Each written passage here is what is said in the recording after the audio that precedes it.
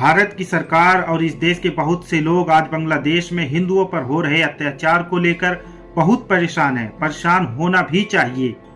किसी भी अल्पसंख्यक पर अत्याचार चिंता का विषय होना ही चाहिए। लेकिन अब जरा अपने देश की तरफ भी देखिए। राजधानी दिल्ली में स्थित देश के सबसे बड़े विश्वविद्यालयों में से एक जामिया मिलिया इस्लामिया, यहीं के सोशल वर्क डिपार्टमेंट में एक सवाल पूछा गया, भारत में मुस्लिम अल्पसंख्यकों पर हो रहे अत्याचार पर चर्चा कीजिए। बस इतना ही सवाल था, ना कोई नारा, ना कोई भाषण, ना कोई फैसला, सिर्फ चर्चा। और इस सवाल की कीमत क्या चुकानी पड़ी? जिस प्रोफेसर ने इस सवाल को सेट किया उसे निलंबित कर दिया गया। उसके खिलाफ एफआईआर दर्ज करने की बात होने लगी। यानी अब सवाल पूछना भी अपराध है। सच्चाई यह है कि दलित उत्पीड़न, स्त्रियों पर हिंसा और अल्पसंख्यकों के अधिकार, ये सभी समाजशास्त्र और सोशल वर्क जैसे विषयों की बुनियादी पढ़ाई होती है। बरसों से क्लासरूम में इन पर चर्चा होती रही, किताबों में, रिसर्च में, सेमिनार में।